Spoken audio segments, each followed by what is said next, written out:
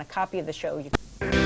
These are the songs you've come to love, your lifelong favorites, and you'll want them in your collection. To order Songs of Inspiration 2, call or go online now. Songs of Inspiration 2 from Alabama, available now. Down by the riverside. They do see a premium on companies like Caterpillar that have more sustainable. County mess. She says that this is the time to get into Dell stock with taking advantage of the declines. Also, Merrill Lynch coming out and basically saying the same thing, and they expect Dell's accounting issues to be resolved.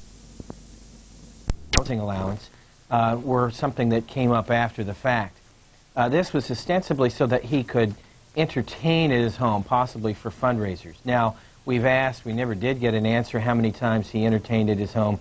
There's no indication that he had entertained at his home more than a couple of times, but the idea was that he was going to be able to receive a housing allowance. Now, since he owned his home free and clear, it allowed for some sort of representative cost of his house, and he was allowed to submit a hypothetical mortgage in order to justify his expense after the fact, once the Inspector General had begun this audit, or this review really, of his expenditures for his housing allowance. Why did it take so long? And I want to show the audience the Smithsonian Board of Regents. There are 17 members on the board. You can see there on the list, the Smithsonian Chancellor is Chief Justice John Roberts, Vice President Dick Cheney, Senator Thad Cochran, Senator Christopher Dodd, Patrick Leahy, Xavier Becerra, Sam Johnson, and Doris Matsui, all members of Congress or the Senate. Now we get into the private citizens. Eli Broad, Philip Frost, Shirley Ann Jackson, she runs Rensselaer Polytechnical Institute, Robert Kogod, and is it DeHartencourt? Mm-hmm. Walter Massey, Roger Sant, Alan Spoon, and Patty Stonecipher, who runs the Gates Foundation. That's right. Why did it take this group and the Inspector General and the Senate so long to say that this man really had to go? That's a very good question. There is a question about what they knew and when they knew it. I can tell you my own experience. My experience really began with the National Zoo investigation, which I've talked about on this show, from 2003.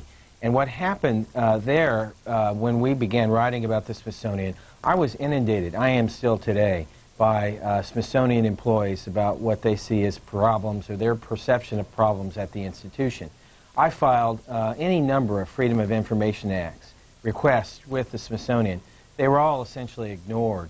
The reason for that is that the Smithsonian relies upon a decision by the D.C. Court of Appeals that says because they're a creation of Congress, the FOIA laws do not apply to the Smithsonian. And of course, when Congress set up the Freedom of Information Act, they did not apply the Freedom of Information Act to themselves.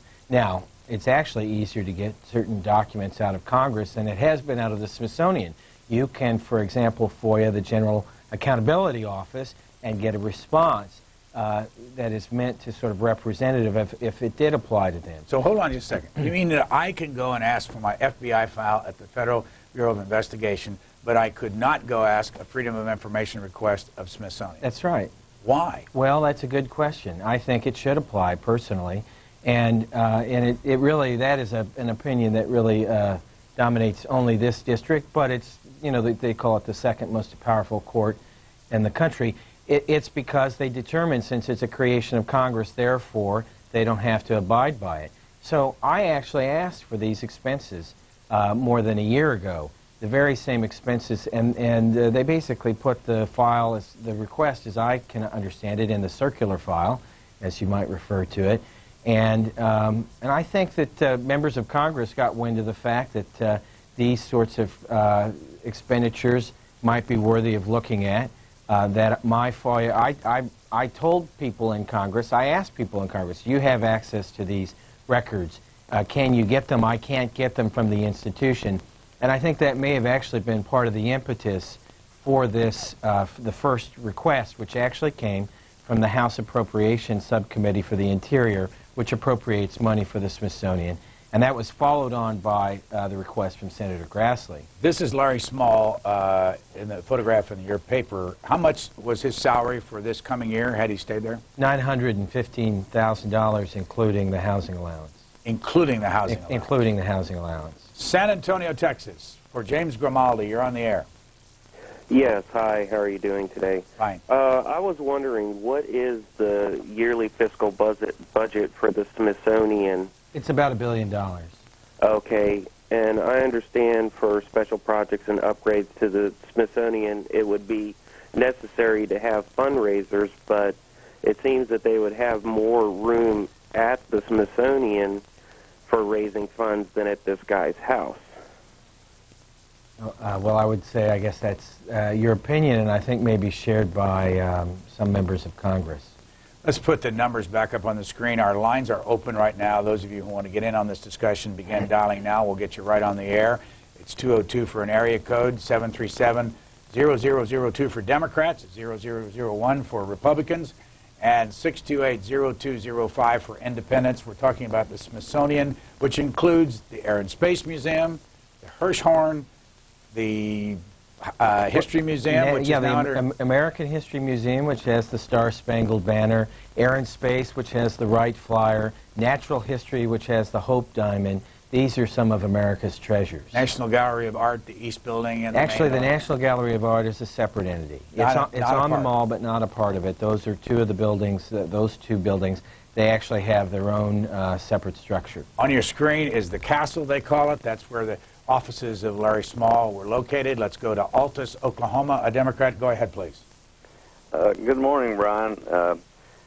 He made the statement a while ago that the Smithsonian was not required to come under the Freedom of Information Act. What about all the GSEs, like the Freddie Mac, Farm Credit? Aren't they required to comply with the Freedom of Information Act? They're part of the Congress. Now, how's that work?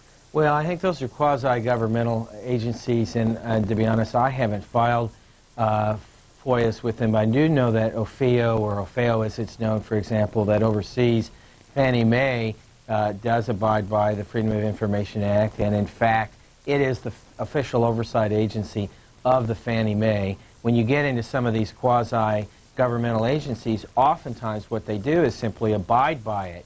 And in fact, I will tell you that there's a Smithsonian directive that directs the Smithsonian to abide by the Freedom of Information Act and to the spirit and the letter of the law, even though they technically don't have to. And what I can tell you from my own personal FOIAs, and I know others who have filed FOIAs, that they don't.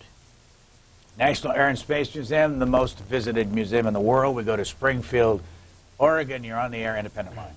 Oh, my goodness. This is the first time I've ever actually gotten through.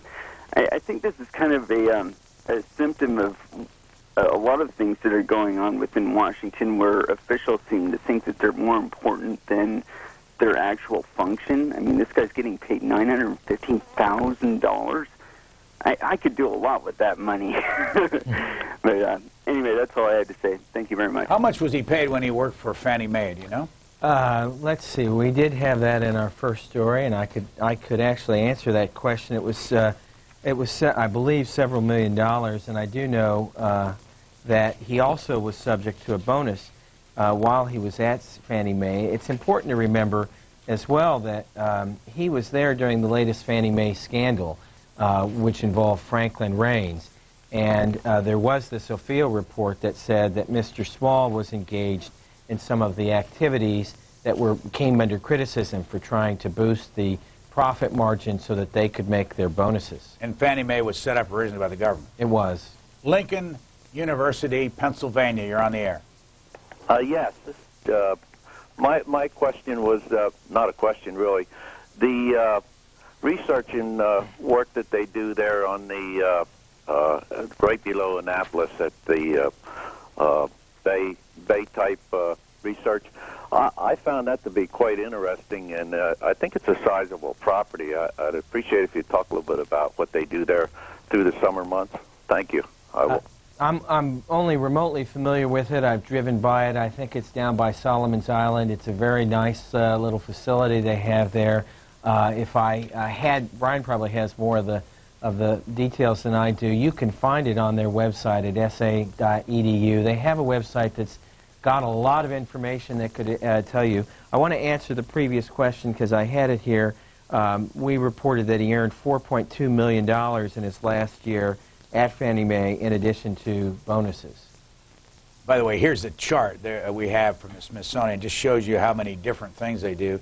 This is the Undersecretary for Science, and under there is the Astrophysical Observatory, the National History Museum, the Air and Space Museum, the National Zoo, the Tropical Research Institute, the Environmental Research Center, the Museum of Conservation Institute, the National Science Resources Center, and the Research Training and Services. I believe it's the Environmental Research Institute is the one that the gentleman's referring to that's on the Bay. The other thing that's interesting, you mentioned the Astrophysical Institute.